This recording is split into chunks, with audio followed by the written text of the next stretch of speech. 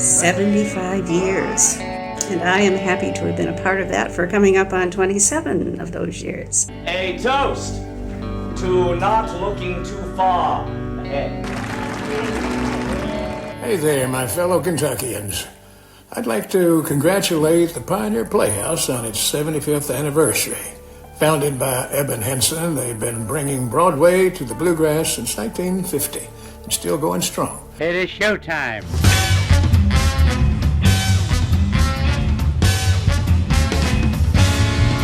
Hey there, I'm Sean O'Hagan, and I'm so honored to be taking part in the 75th anniversary of the Pioneer Playhouse. When I was there, it was 1994 and 1995. That's 30 years ago. That just seems like pretend. It really, truly feels like yesterday. Get your ladder, take that flat loose. I remember Barbara, beautiful Barbara, feeding us. I remember the dinner bell. Boy, when I hear a bell at this point in my life, I still get hungry.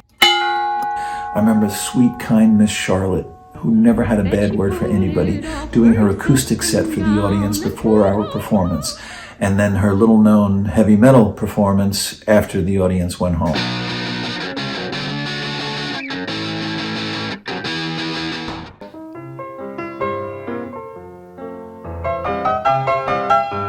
So we started at a mental hospital? Yeah, we did. And some people think we've kept up that unique craziness for 75 years. He brought actors he knew from New York, and the first season included classics of Noel Coward and Arthur Miller.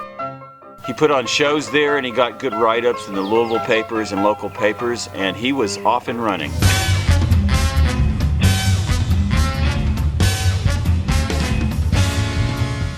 Then his theater moved to a cow pasture. He poured a slab of concrete next to Sunnyside Pool, and his actors performed in the round.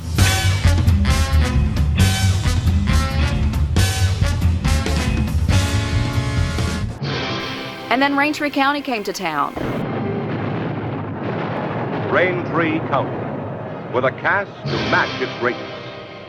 Montgomery Clift, Elizabeth Taylor, Eva Marie Saint. Main location site, Danville, Kentucky. My father, Eben Henson, is the reason Raintree County came to film in Danville. He knew the location manager, and he brought them to Danville and showed them the sights, and the scenery did the rest. Part of the film centered around a beautiful train station MGM would build and leave behind in Danville. Henson would quickly see the value of this building as a centerpiece for his new theater. And he brought it over here to this location at Pioneer Playhouse, and he rebuilt it, and it became our box office. And every one of these buildings kind of had vintage bricks and vintage boards that he would beg, borrow, and hopefully not steal from somewhere else. When Eben Henson is running at half steam, it would take three of you to keep up with him. Eben Henson is the ex-mayor of Danville, director of a summer school for young Kentuckians, and has twice been commissioned a Kentucky Colonel. He is also the founder-producer of the Pioneer Playhouse, Kentucky's official state theater. As a matter of fact, everything you see in this Pioneer Playhouse Village of the Arts is either begged, borrowed, or stolen. Well, I use the word stolen kind of leisurely. I'd walk up to somebody and say, you don't need this, do you? And I'd take it before they'd give me an answer.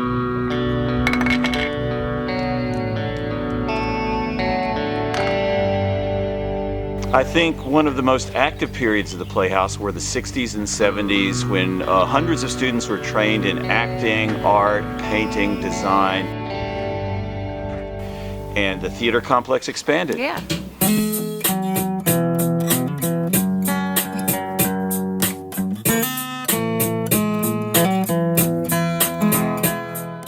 One person alone can't run a theater. And in 1955, Mom married into our dad's dream to bring Broadway to the bluegrass. Charlotte and I were opposite night and day. She's more of a farmer's daughter, and I was a go, go, go, go guy. Where are you going, my little one, little one? Where are you going, my baby, my own? Turn around and you're two, turn around and you're four. Turn around and you're a young girl going out of the door. Since both of our parents were performers who ran a theater, we were given the chance to express ourselves creatively growing up. You grow up thinking that you can do whatever you want to do because you see your father doing it. With a piece of brick, a piece of wood, he made his dreams happen. So I grew up thinking I could make them happen too. Believe. Believe. Achieve. Achieve. Succeed. Succeed.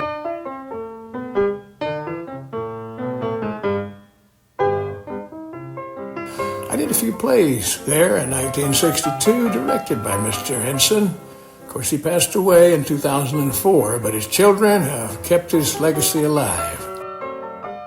So we've had a handful of actors who have gone on to be big stars in Hollywood, but just as important to us are all the actors, hundreds and hundreds, who have gone on to be working theater professionals in TV, film, and on stage.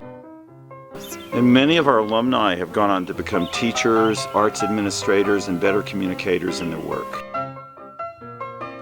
Hundreds, if not thousands, of these actors have come through these doors, and I think that's the real magic of this place.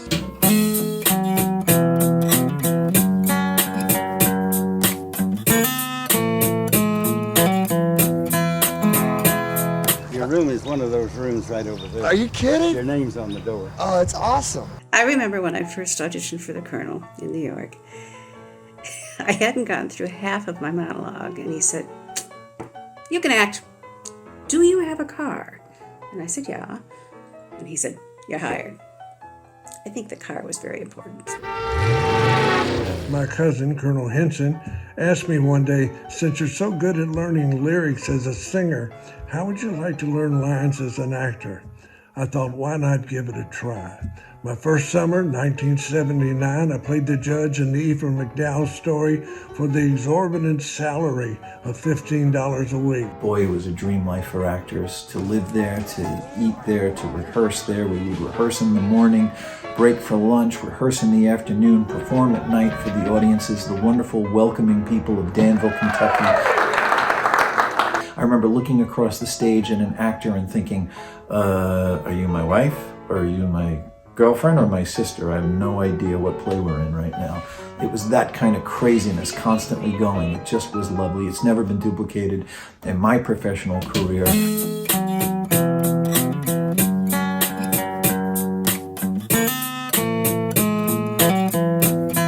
I was actually cast in my very first professional job at the Playhouse.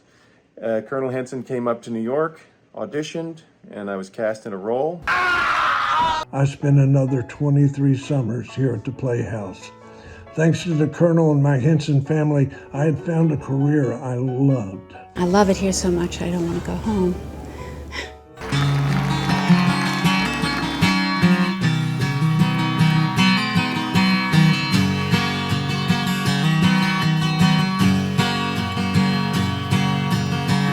I performed over 30 plays on their stage, and I discovered a home here. I moved to Kentucky because of the Playhouse. I met my partner because of the Playhouse. And for the pretty ones, I never say no. I discovered family and lifelong friends, and congratulations on 75 years of family legacy and bringing theater to the bluegrass.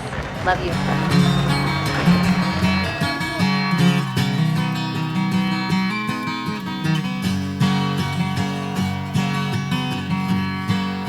There's something about the place, besides the plays and the people and the new interns and apprentices that you get to work with. It's addicting. That's all I can say. This place is addicting.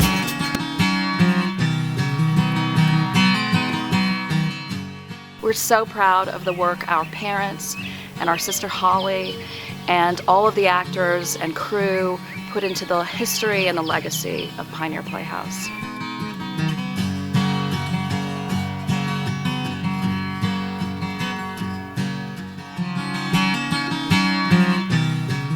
And we're very appreciative of our patrons and our sponsors for sticking with us for so many years. And we're moving into a really bright future. Go Pioneer Playhouse! Go Pioneer Playhouse!